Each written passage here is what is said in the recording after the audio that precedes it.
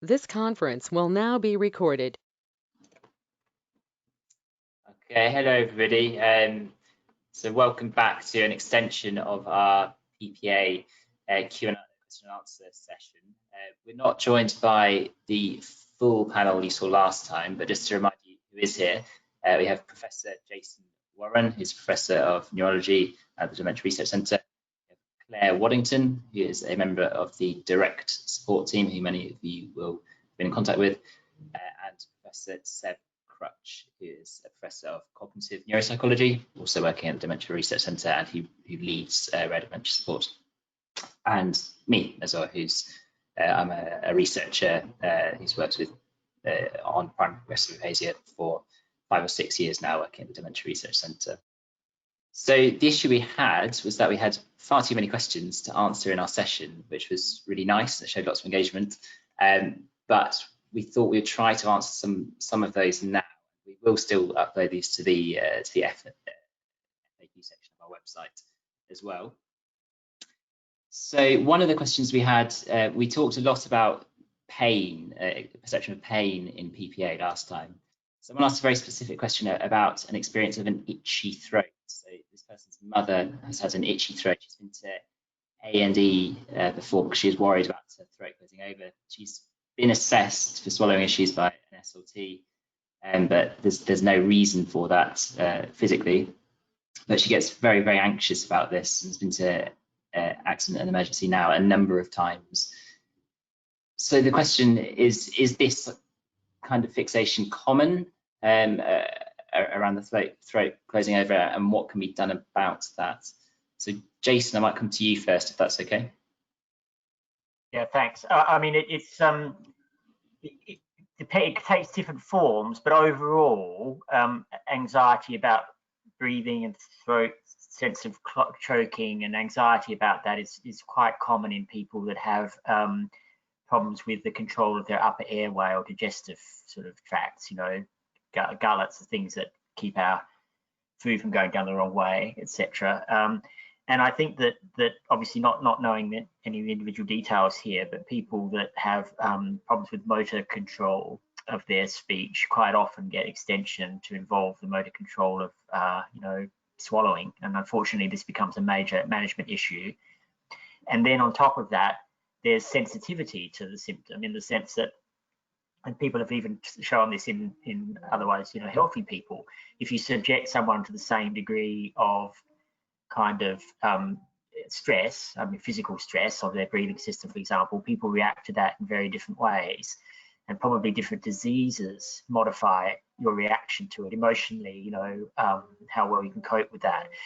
So I think it's a really complex problem, and I think in the practical sense, it sounds like all the right things are being done, because the first order of business always is to make sure it's not something that can be easily fixed, removed, you know, there's not a blockage, something like that. And so that's really important that gets sorted out.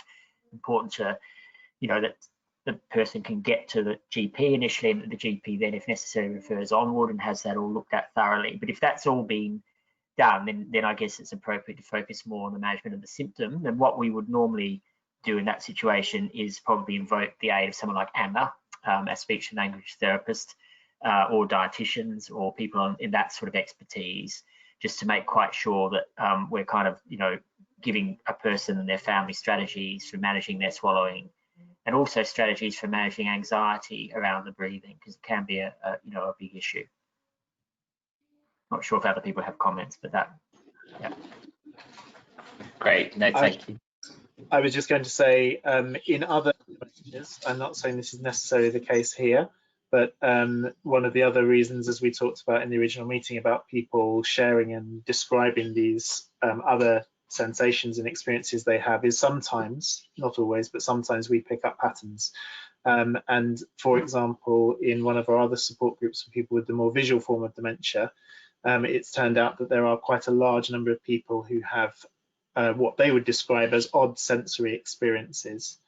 So it might be a kind of a creeping sensation up the back of the scalp, or tingling in hands and toes. It could be a whole variety of different things. In some people with some forms of Alzheimer's disease which have affected the parietal lobes, which are one of the key areas of the brain for integrating, bringing together our different senses, our touch, our smell, our hearing, sight, etc. There is some limited evidence that if people with a particular condition who have a bit more atrophy or shrinkage effect, disease effect in that part of the brain, can sometimes be slightly more likely to have some of these sensations. But exactly as Jason says, it's always good to investigate these things as if they could be part of the condition, but also to check out all of the explanations that are possible that might be that something separate is going on that can be addressed separately. Yes, no, I don't want to get that. That is very important, and that just so obviously, obviously don't know all the individual details here, but if the emphasis or the concern is mainly about the sensation rather than the choking worry, that could well be that heightened sensitivity.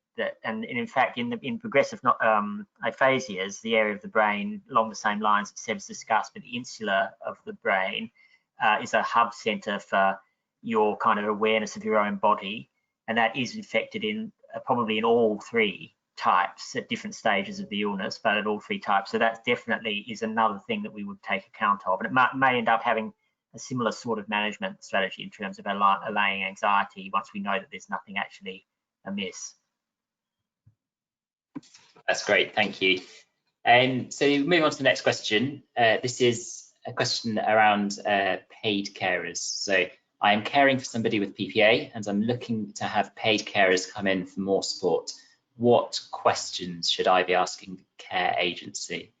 So Claire, can I come to you first? Yeah, of course. So there are probably some practical considerations to think about first. So things like whether it will be the same carer coming in each time to provide the care.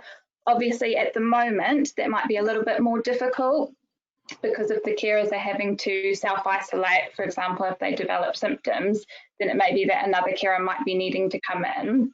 But having a chat with the care agency about how that would work and kind of the contact about that as well. I think also probably what's quite important to ask about at the moment is what protective equipment they'll be wearing in terms of providing that care as well, because that's obviously quite a big concern. And also quite a good question to ask about is their provision of emergency respite. So if you are providing care to somebody and you're not able to provide care for that some reason, for example, if you become ill, are you able to contact that care agency and get a carer to come in to provide that care instead? That's quite a helpful thing to ask about. There are other questions in terms of person-centred care. So things like whether they've supported somebody living with dementia before. They may not have supported someone with primary progressive aphasia because the condition is quite rare. They may have supported people with dementia. They may have also had experience of supporting people with communication difficulties. So they may have some strategies around providing that support in that context. Probably I would say one of the most important things to discuss is actually for the care agency to be asking you questions as a carer and about the person living with PPA as well. So what things do they find difficult? What support do they need with those things that they find difficult? What support do they need to maintain their independence? What activities do they enjoy? Things about them as a person, just to help build that connection with the carer as well. And one thing that's really helpful for that is actually the This Is Me document that the Alzheimer's Society has produced, which has different sections that you can fill out together with the person with PPA where they're able, just about what their interests are and what their needs are as well. That's great, thank you. I was going to add to that as well that what we're really keen to do, I have another hat on as well as a researcher, which is as an education officer for Red Dementia Support. We're really keen to produce some materials for professionals that may not have had experience of working with the different Red Dementias that we support. So over the next few months, we will try to produce some videos, some fact sheets that people could give to care home professionals, to paid carers, that could give them a general introduction to the background of these diseases. but as Claire says, I think the most important thing is that they learn about the person that they will be supporting. So yeah, I think that's great. Seb or Jason, I don't know if you have anything to add. Only to complement just what you said, Chris, about our willingness to be involved in, where possible, training up and sharing our experience of working with people with different forms of dementia. So Roberta McKee-Jackson has led some pilot work going into care homes of people living with a rare form of dementia, where the people running the care home and the staff there has expressed an interest and eagerness to understand more about the condition affecting the person they care for. And I think that for me is the real trigger, is if you've got a group of people who are willing and keen to get together to spend the time hearing a bit more about the condition from other people with a lived experience of it, or from people such as us who have professional experience of working with people with these conditions, that it's worth grabbing that enthusiasm. And certainly we'd be keen to, can't promise in every instance, but keen where we can to provide some tailored information and support that's appropriate to them and their service. Great, thank you. So next question around research. So Jason, you talked a little bit about tau trials in the last session. Question is, are there any results coming out in dementia trials around the world that are positive to finding a disease-modifying therapy for primary progressive aphasia? And so Jason, I might come to you first on that one, if that's okay. Yeah, I mean, it's very difficult. I think the short answer is no, probably at the moment. I mean, there's lots of promising avenues, but we don't really have a front runner. There's quite a lot of disappointment. But as I think I said the other day, the trials that have been mounted have mainly been in diseases slightly tangential to PPA, if you want to look at it that way. They're diseases that are closely allied, but not specifically, in some of the variants that we see. And they have been, small and sort of modest and not very encouraging from the point of view of showing a clear effect. A lot of them have shown that people tolerate trial medication well, and it's safe and it's doable, which is encouraging, because we have to have that as a first step. Because if it wasn't possible to do trials in people with PPA, or for whatever reason, logistically, because of tolerance, whatever, then that would be very discouraging. But it is possible. So there's a lot of enthusiasm, a lot of willingness, a lot of preparations being done. We've I mentioned John Rora's GenFi consortium and similar sorts of outfits in the States and elsewhere that have really got a lot of the infrastructure in place to put big trials together to measure change. Lots of work's been done in terms of the brain, in terms of people's function, but we do frankly lack a clear front runner. I mean, what we hope, but this is looking ahead, it's not really a signal now in the kind of the PPA field, but in the wider field of neurodegeneration, one of the most exciting things, I think, is the work in Huntington's, which is suggested, and it's all very early, but it suggests that the so-called gene silencing, where essentially the technique is to switch off a gene that's making too much of the pathological protein. It may be showing some early changes in a disease-modifying direction, and that's all got to be confirmed. But that may well be, if we could magically go ahead 10 years. I'd like to kind of hope that might be the area, because it's a really new idea, completely different to immunotherapy and the things that have been tried with, frankly, much success so far in Alzheimer's. So I mean, that is a hope on the horizon. I can't be more positive. No, that's great, thank you. Seb, any comments? Claire, any comments? Okay, thank you. So sticking with the research theme, we've been asked, do we have a forum for volunteering for any research? So yes is the short answer to that. I'd say that it sort of depends on the type of research that you'd like to be involved with.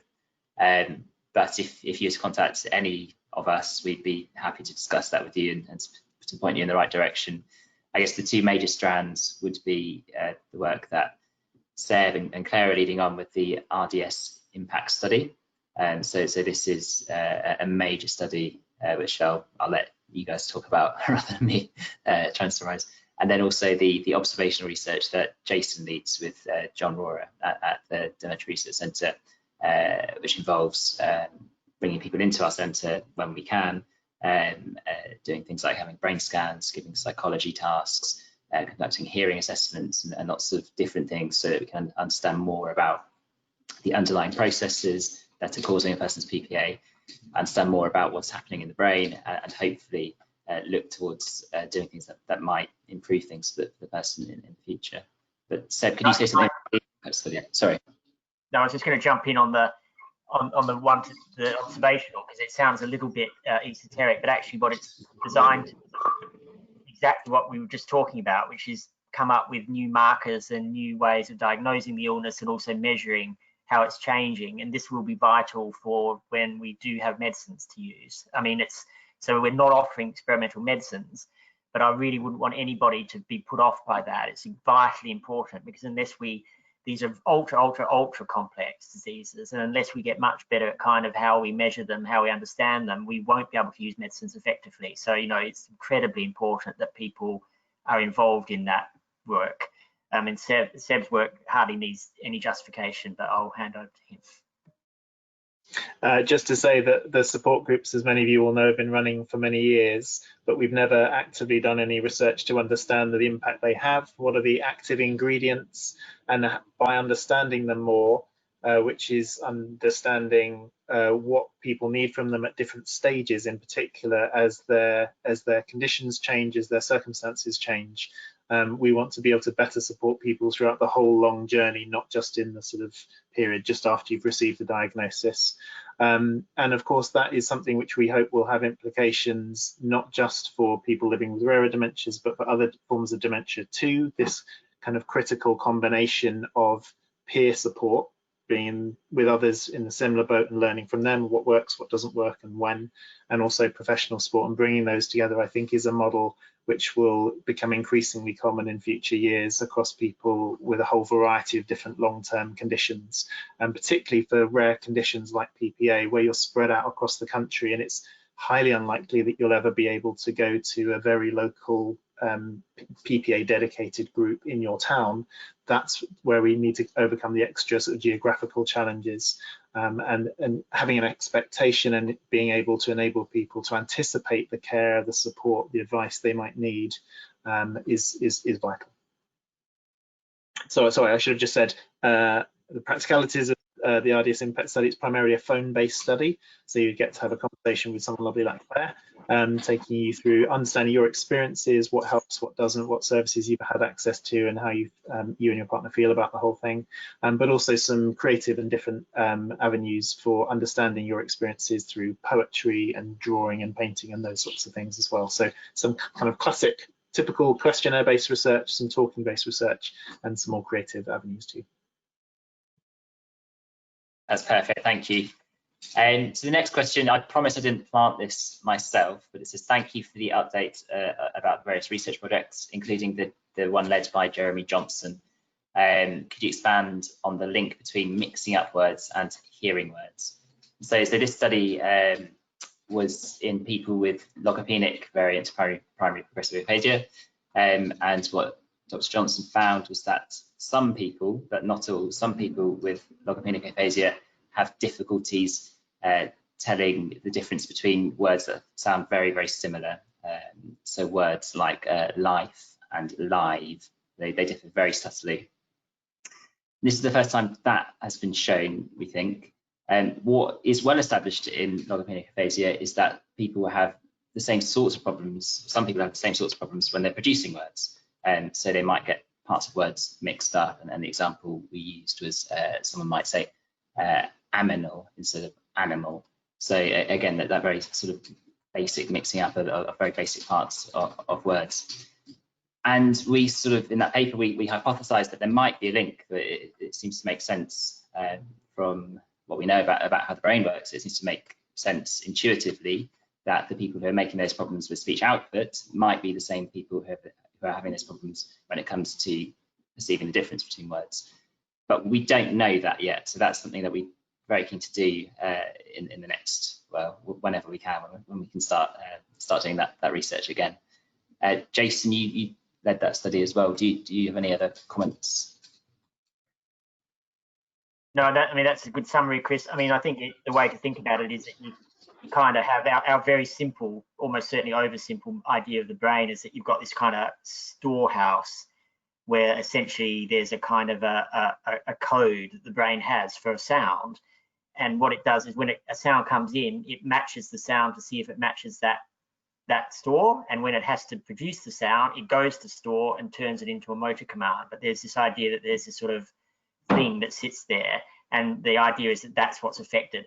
I think one of the most important things about that study, yours and Jeremy's, was that it was it's really putting the emphasis on it's not just about output, it's also what people are hearing, and it isn't that they've gone deaf. Yeah, that's really important. So this is the hearing brain. It's not in the ears. It's not just, you know, oh well, a bit hard of hearing, we'll give them a hearing aid. This is different to that. So I think that was probably where the importance of it was.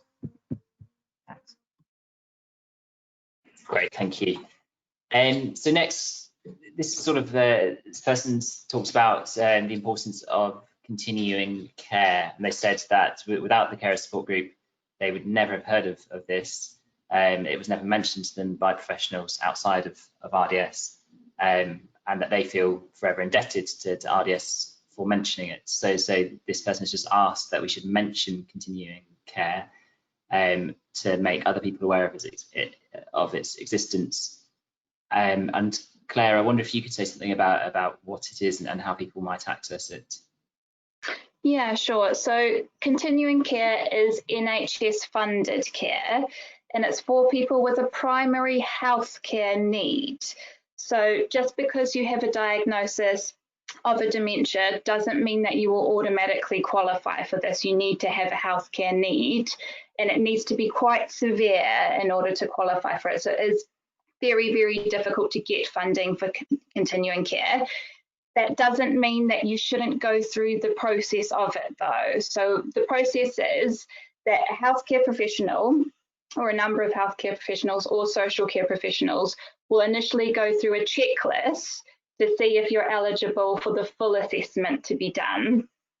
After the full assessment, you may not qualify for it, but you do have the option of going through an appeals process if you don't qualify for it.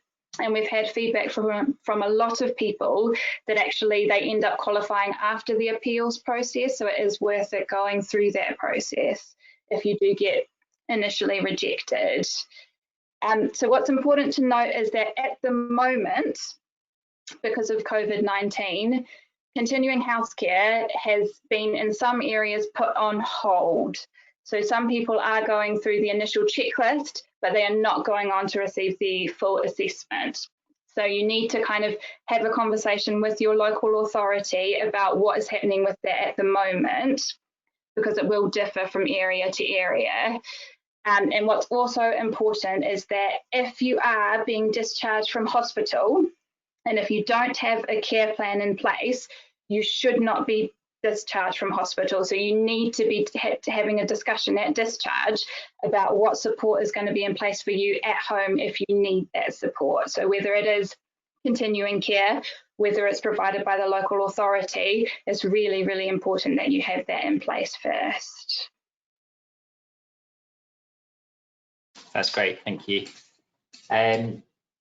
So next question. My dad gets angry and refuses to speak if we ask him to shower or to wash his clothes. We can't encourage him to maintain basic hygiene at all, and we're not really sure how to coax him into it. Do you have any advice to help? So maybe Jason, I could come to you first to talk about these sort of symptoms in PPA, and then Claire, is it okay if I come to you to talk about practical suggestions? Yeah, I mean, it's a big issue and under-recognised, and the fact that people, it's not just language. People with PPA get a lot of other associated things, and it varies a bit between the different types, and you know, but it actually can happen in any of them at some point, particularly as it goes along. Usually, as things get a bit more advanced, and it's very, again, it's a little bit like the sensitivity thing. It can be really complex, difficult to unpack, because some of it can just be anger, frustration at what's happening. Depression is very common, and people can manifest. People don't always show with you know, crying and talking about wanting to die. Sometimes it comes out as anger and irritability, and those are really important things, again, to just get assessed and keep an eye on, because of course that is a treatable thing on top of everything. But there is also, unfortunately, changes in a person's personality and behaviour that can happen with PPA, and it can make people quite insensitive to other people. It can make them quite kind of rigid in their thinking and very, very fixated on routines. And it can also make people, unfortunately, one of the most difficult ones to deal with is apathetic about their own care and not wanting to do things, you know, not because they're depressed, but just because they lack the sort of the spark the brain normally has to sort of start a new activity or change from one thing to another. So those things probably very broadly reflect the fact that the frontal lobes of the brain are involved in eventually in all the major types, and the way they communicate with other areas of the brain are really important. So it is very difficult to manage, and sometimes can be a big determinant on both the person's quality of life and also the kind of the people that have to live with them and how they can manage it. And so one of the most important things I would say that tends to be overlooked is the amount of support that's needed for the people that are caring for that person, and psychological support through it, particularly if it's behavioural changes are one of the hardest things, because, you know, communication problems are bad enough, but if your personality is changing, that many families find very, very difficult. And in some ways, many of you will know about the behavioural variant of frontotemporal dementia, which is often just called frontotemporal dementia. But there, those problems are the most difficult and leading features. But it's sort of what it is that PPA and the FTD behavioural type show an overlap, sort of broadly speaking. In terms of just from the medical point of view, we do sometimes use medicines sort of in the antidepressant line, particularly the new ones, not the older ones, but some of the new antidepressants, to try and the fancy sort of jargon is behavioural modulators that sort of try and influence this system a bit. But to be absolutely honest, most neurologists would say that they're not terribly effective, really. So most of the time, unless someone is actually being treated for depression, most of the time we would go to behavioural and other strategies. So I don't know, I might hand over at that point, but just to see, there's some practical tips. Yeah, absolutely. So in terms of PPA and the behavioural variant conditions, it can be very, very, very difficult to change people's behaviours, and it can cause a lot of aggression and agitation to try and change the behaviour itself. So it can lead to a lot of conflict. So what we sometimes suggest for people is actually to have strategies around managing your response to those behaviours and try and kind of be relaxed and reassuring about this to try and reduce conflict in terms of these behaviours. So in terms of washing the clothes and things like that, it might be possible to have a think about whether the clothes can be removed and washed without kind of triggering the person. So doing it while the person is distracted. If they want to wear the same clothes all the time, having multiple sets of the same clothes so that one can be washed while one is worn, and kind of switch them around like that. It's also important to be flexible in terms of maybe when the person might want to wash or shower. So they might have preference for washing in the afternoon. So if you're trying to encourage them to wash in the morning and that's not part of their routine, they might be kind of conflicting about that specifically. Also about how they prefer to wash, so whether actually a bath would be preferable for them as opposed to having a shower. And I think it's also maybe quite helpful if you are having a lot of difficulties with this, is actually getting the community mental health team involved as well in terms of behavioural strategies. If you've kind of tried everything and it doesn't seem to be working, and just kind of working together with them for support on that. But as Jason says, I think it's really, really important that as a carer, you receive support for yourself as well, because it is very difficult to manage. Absolutely. Yes, and in fact, that this is the path to you being, if you want to look at it very practically, bluntly, the path to you being able to continue to serve in that role, because people are finite. So if you want to continue to be able to be someone's carer, the best way of serving them in a way is to make sure that you have breaks and support. And actually, the other thing to say, I have had people in clinic, and I think people can sometimes waste a lot of emotional energy trying to reason with someone or appeal to their better judgment. It's that often people, when they start to get these changes, lack a lot of insight into the effect that they're having. They may have some insight that there's something wrong, but they may not appreciate the way that another healthy person might, you know, exactly what their effect of how upsetting it is for them to have those behaviours. They may not realise the extent to which they have a problem, and this lack of insight can be a big issue. And actually, I think if you can, I think Claire's right. I mean, if you can manage to lock someone into a new routine and then get into that groove, then often they will then stay with that. So if the routine becomes you shower, I don't know, 2 in the afternoon, it may be slightly odd in terms of the way you wanted to run the house. But if that's what then works for them and they get into that groove, then sometimes that can then be used too. So you have to be a bit zen with the kind of thing of kind of reacting to them and then using that if you can. But it's very hard, and also it changes. The other thing to be aware is that someone's needs now and the way they are now, you know, we see people go from being sometimes quite extrovert, even disinhibited a bit, right back to kind of being just very flat, and that can change over the illness. So it's basically have to just keep updating things, I'm afraid. So that sort of issue. Yeah, and just to reiterate, I mean, as everyone else has said, we just have such empathy for those of you in this situation, and we've certainly met a number of people across all the different support groups where this is a really intransigent problem. Absolutely everything, every bright idea that someone like us may have suggested, you may have tried and dismissed as not workable.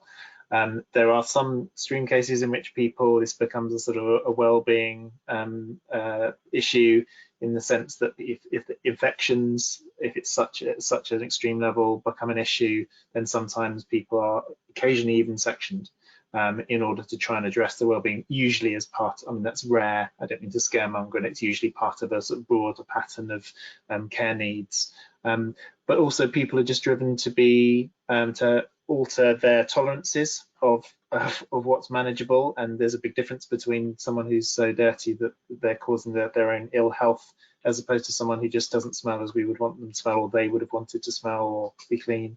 And then some people become very opportunistic and tactical about it, so nabbing a pair of trousers or pants when someone sat on the loo, for example, even if that is against their express wishes of not wanting to wash, or, you know, dabbing an armpit with a wet flannel when someone's waking up in the morning, for example.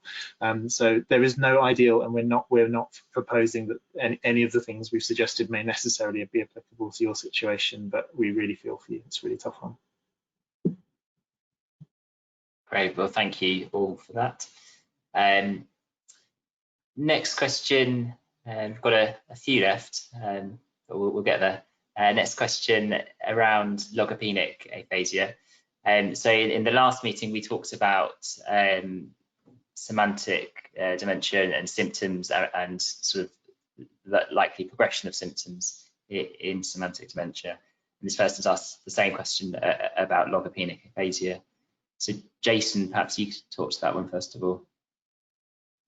Yes, no, thanks. I mean, yes, we're still gathering information about it, and one of the things that Chris's staging study will do, we hope, is give us very detailed information. But broadly speaking, from a clinical point of view, the essential path, unfortunately, that people with logopenic aphasia are on is the path to Alzheimer's. So that's kind of the more typical looking Alzheimer's, where people have a problem with their memory, they have a problem with their visuospatial awareness, because it is almost always, not always, but almost always a form of Alzheimer's disease. Now, you will, maybe even some of you that hear this will know there are exceptions. We do get people that go and end up having an illness very different from Alzheimer's, and so I just would stress that everyone is different, and that will depend on the details talking over with your neurologist and what specific tests they've had. But overall, if you said to me someone's got logopenic aphasia, the expectation is that they'll go in that way. And so that's really more generalized sort of cognitive problems beyond language. And usually over really is a number of years that this happens. So, you know, can remain mainly language, and particularly word finding is usually the thing for you know, several years or a number of years before begins to turn into these other things. But, you know, getting lost and kind of the kind of control of coordination of complex movements and awareness of where they are, the things around them, and so on, is where it goes. And I know everybody wants to be able to say the staging markers year by year, but it's just really difficult, and that's what we're trying to say. So, and everyone goes at a different rate through it, and there are people who, you know, go through that more quickly than others. Yeah. Great, thank you. That's great. So unless anyone has anything to add to that, we'll go on to the next question, which is around sort of aggressive behaviour in PPA. So this person says, my mum has PPA and she lives with my dad and I live very close. At the moment, we are really struggling with angry outbursts and tantrums. She's asked, is this a sign of what is to come, or do you think it is a natural adaptation to things getting worse? So who wants to comment on that one first of all? Feel a little bit like just a minute, or I'm sorry, I haven't a clue or something. It's kind of it is difficult, but I have seen people who have become very angry out of frustration and sort of and despair and unhappiness about what's happening. And I think that is really important to recognise, because it can. I'm thinking of one particular where it really did help with antidepressants. It really did make him feel a lot better, and thereby the people around him, because he was depressed, and that was where his anger was coming from. So I think it's really important. It can be hard, and depends what stage the person's at, but to try and work out why they're getting angry. It does also, it sort of is a bit like the previous points that we made. As it goes along, it can become more of this sort of repertoire of behavioural changes, outbursts, problems, people controlling their impulses in the same way they might do other things impulsively, or sort of come out with things as part of that more general personality change, unfortunately. But it depends a lot where you are in the illness, and certainly if that was occurring quite early on, and particularly around the time of the diagnosis, you know, I think it's very likely that part of it will be the reaction to what is happening, because there are forms, you know, PPA where people's insight is very well intact, and they do understand what's happening, and you know, incredibly frustrating situation to be in if you can't express yourself, or you're losing capacities to do things that you want to do. So I think that would be my first priority. But that's great, thank you. Claire or Seb, any extra comments? Yeah, so I completely agree with what Jason has said. It could be that they are just feeling very frustrated about the changes that are happening, and it may be that they're trying to do the same things that they were doing before, but they're less able to do them in the same way. So I think it's probably really important to make sure they have the right support in place, whether that's maybe assistive technology, whether that's trying to actually look at different activities and different ways to engage them in things that they find enjoyable and they actually find that they're contributing to as well. Because often what happens is once people lose their communication and lose some of their abilities, they no longer feel like they're contributing in a meaningful way, and that can be really, really difficult to cope with. So I think looking at routine and activities and what they can engage with and helping them to maintain their independence would be really, really helpful. And obviously, please do get in contact with us directly, and we'd be happy to talk through exactly what's going on there. Actually, music it may come up in other ways. I'd always plug music. I think it has been very helpful for lots of people, patients, people that are living with them, you know, in terms of kind of just managing some of this day-to-day despair and frustration that happens. So if someone likes music, and you know, obviously not, we all vary, but certainly I would look into that as one of the practical things. I think just being alive to patterns is also the only other thing I'd say. So on the recent carer support meeting, there's a recording available on the website of Ida describing the use of behaviour records, just in case you can pick up. It's not always possible, it doesn't always occur, but sometimes there can be repetitive triggers or certain situations which are causing someone to react perhaps with entirely appropriate but nonetheless difficult levels of agitation or aggression to something. And often it's difficult when you're in the situation yourself and it's someone you're very close to. It can be difficult to spot it for yourself. It's often easier for someone else to see what are the kind of common elements that are triggering. But certainly often, not in this case where it's a family member observing it themselves, but often for people living in care homes, you very often hear people with many stages of dementia being described as aggressive or difficult, and actually then it's really worth taking a view and actually not accepting that at face value and saying, well, what kind of circumstance are you talking about, or what kind of behaviour, and what happened just before that? Because often there's something which can be changed. It might be about the lighting or the feeling of someone's new jumper, or it could be 101 tiny things, but it's worth, if you have the ability and the distance from the situation, to be able to investigate it or take that kind of slightly more curious eye. It sometimes can yield rewards, not always, but sometimes. That's great, thank you. So the next question around what happens if somebody with PPA lives by themselves and you feel that they need professional care, but they refuse that. So the question is, how do you start introducing care in a professional capacity to somebody who lives by themselves, is becoming a growing concern, but refuses that external help? So I think it's a really tricky situation. Claire, do you have any thoughts? Yes, I absolutely agree that it is a difficult situation. What people sometimes find quite helpful in a scenario like this is to introduce care, but not call it care. So introducing it as some form of companionship to begin with, because if somebody is living on their own, they might actually be quite lonely and they might enjoy spending time with someone, particularly if they share similar interests with them and have some understanding about their communication difficulties that they may have. So contacting a care agency and just having a talk about what that person likes and what they need support with, and introducing someone very casually, just saying, this is a friend, they'd like to spend time with you, is that okay? They'll just come round for a cup of tea sometimes, and then building it up from there, because I think often people are quite resistant to the idea of care because people think about specifically personal care, it's very intimate, it's quite distressing thinking about someone coming in and providing that.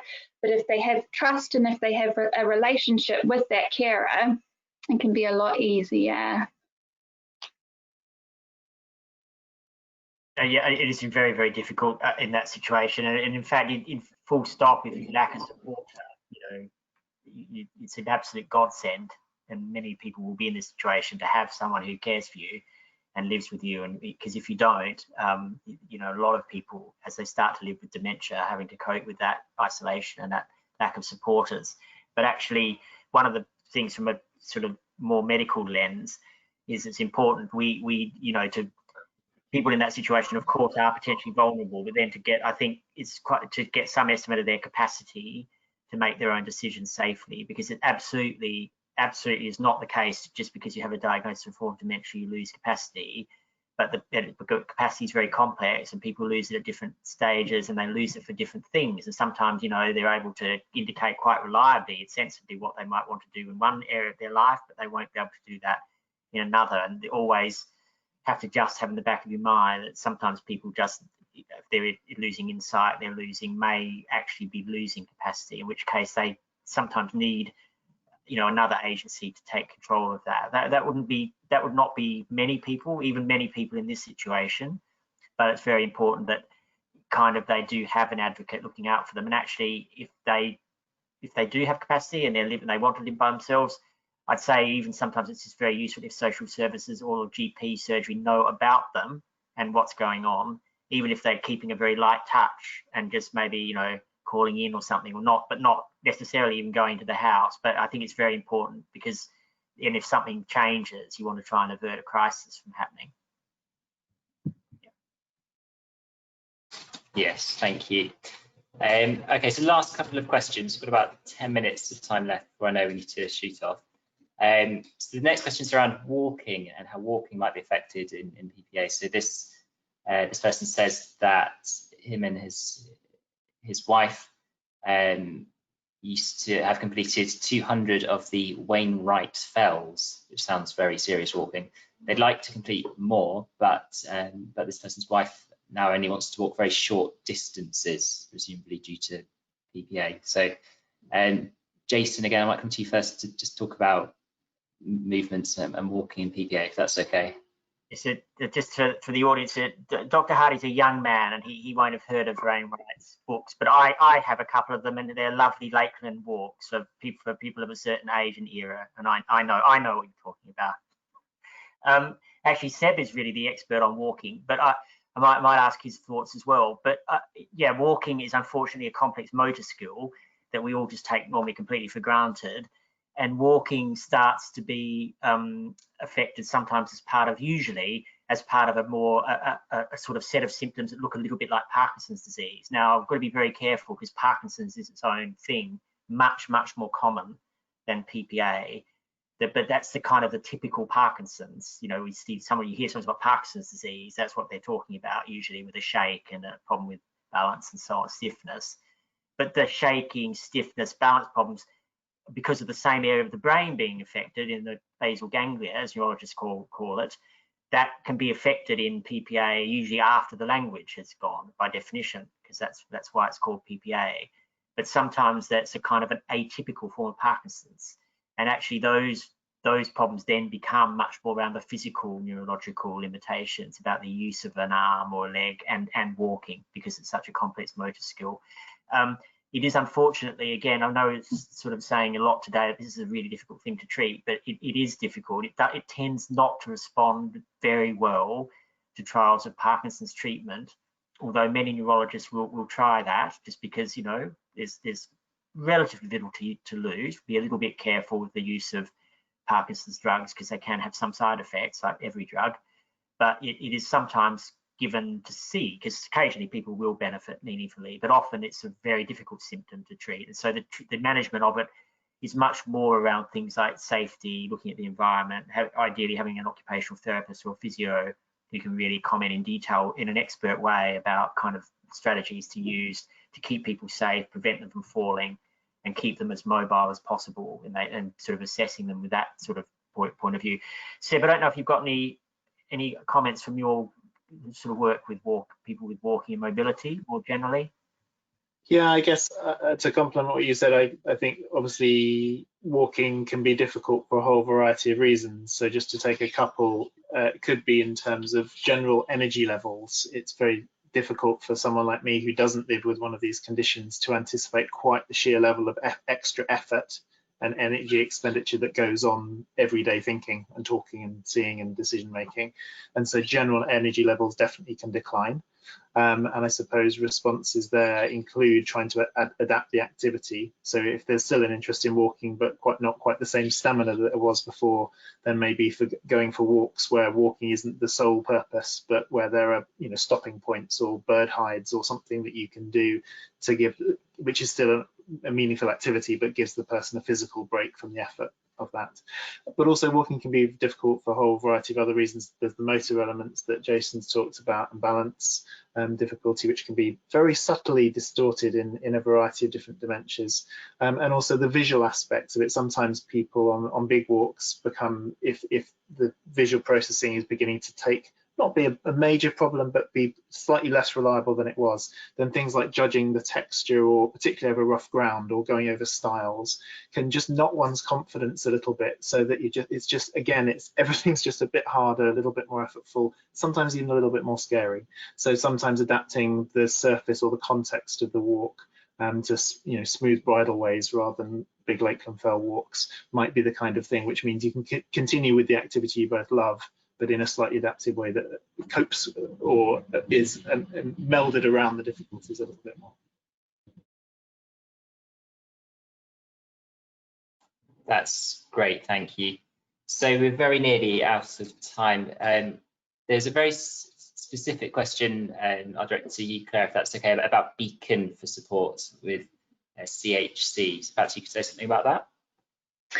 Yeah, so just if you do have any queries about continuing healthcare and are needing additional support for it, you can contact Beacon. and we can kind of send out the website address if you need, and they provide free 90-minute phone consultations about continuing healthcare. And they've got lots of updated advice on what's happening at the moment with coronavirus and continuing healthcare as well. So I would highly recommend going onto their website for more information. That's perfect, thank you. And just to flag, I should have said this at the start, but obviously in the original panel we had Dr. Anna Volkmer, who's a speech and language therapist and helps to run the PPA support group. She couldn't make today's session, but she is going to look through the questions afterwards. And there's a few sort of highly specialist questions that we won't discuss now, but we'll direct towards her. So, and we'll put those on the FAQ section of the website. But with that, I think we've managed to get through pretty much all of the questions. So thank you so much to those of you who've made it through to the end of this session, second session. Thanks so much to the panel as well for finding this time and doing this again. And we'll be in touch soon with some more information about future meetings, and hope you're all staying safe and well. Great. Thank you all. Thanks, Chris. Bye for now. Bye, everyone.